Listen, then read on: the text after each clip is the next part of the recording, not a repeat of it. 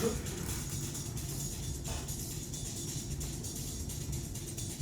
back on the Business Roadshow. A town Oriental Mindoro is placed under a state of calamity due to the extreme effect of El Nino. The provincial government earlier said dry spell already cost about 75 million pesos in damage to rice and onion crops in the town of Ulalakaw. Meanwhile, in Look, Occidental Mindoro, some 200 hectares of farm have also been damaged.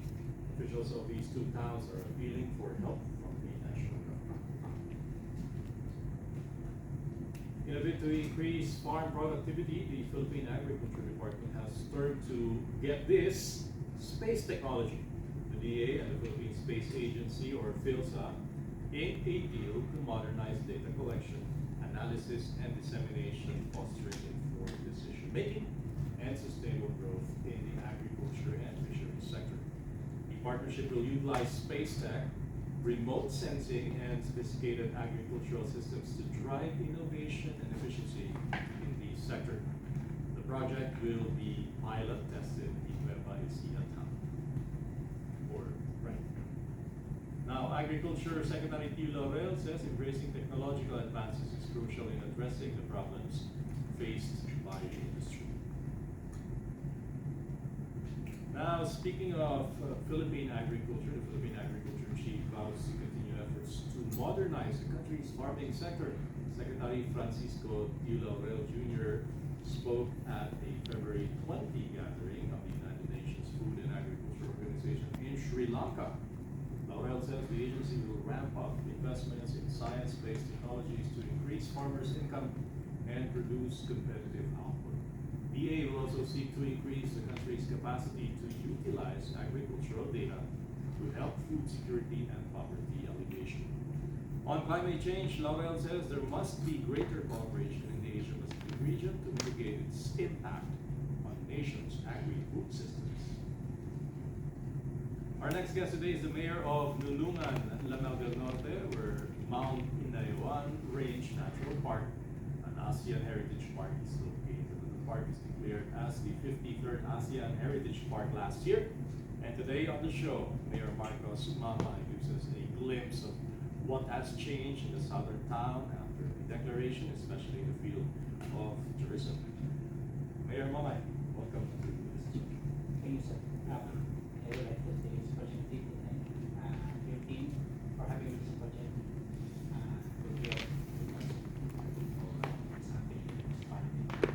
All right, so to talk about this is a major achievement. In fact, this is the recognition of the ASEAN Heritage Park, the 53rd ASEAN Heritage Park.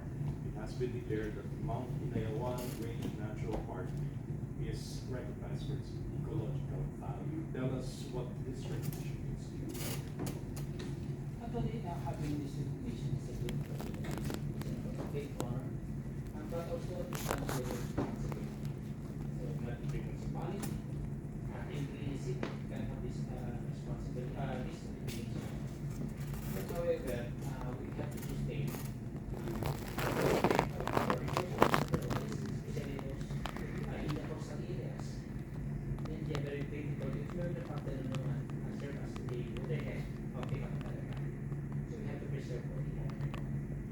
So far, this has a lot of potential in terms of tourism. Tell us about it. Are people now, more people now trying to visit the area because of the recognition?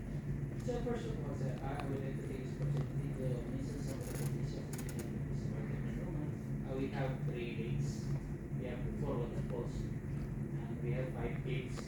We have very famous in Numan, we have this wild berries, that hopefully will become the wild berries capital in the whole Philippines. Okay, we're looking at videos in fact of the place. This is Nunuman. Can you describe to us the topography of the area and what makes it a good place to visit if you are looking for different kinds of adventure, whether it's water-based or if you like go mountain climbing or food?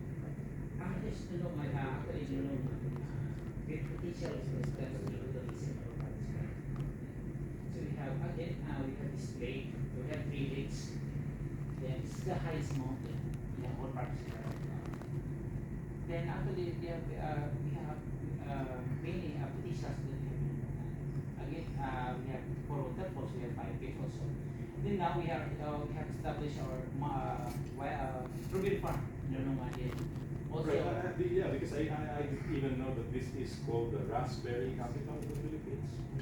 yes, actually aside from raspberry, we have this strawberry farm. Okay. We also have the grapes and also the dragon fruit.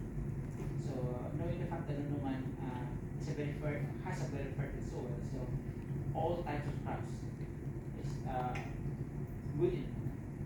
All right. What about access to Nunungan now?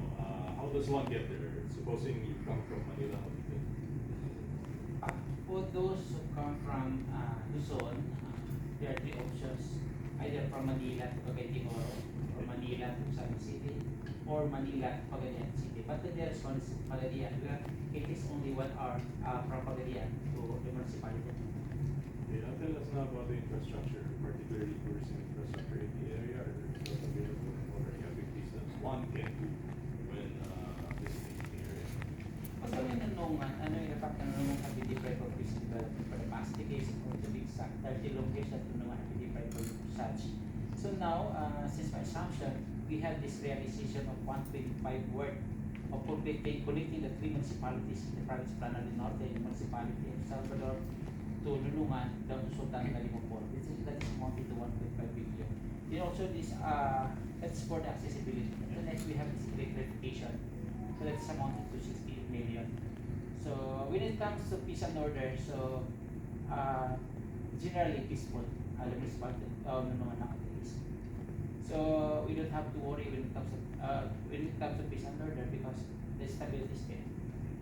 And what are the programs now, the existing programs of the local government this year?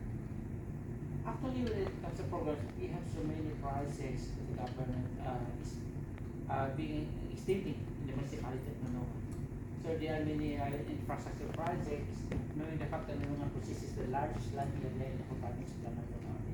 So what we need primarily is mostly farm to market road, accessibility, connecting all the barangays so that we will be able to transport the product and services in each barangay. And so far, the challenge has been, of course, you mentioned infrastructure. Peace and order is okay, and you have a great offer in terms of the destination, the sites and points of interest that one can visit in Lunungan. Perhaps you'd like to invite our audience to go and see the place. Yes, Luzon Business now. This is our sort of promotion and at the same time is to invite everyone to visit Lunungan. Knowing as again, as I said earlier, Lunungan is very potential when it comes to ecotourism. In fact, most of the celebrities come to Lunungan just to visit Lunungan because of its it's a nice place.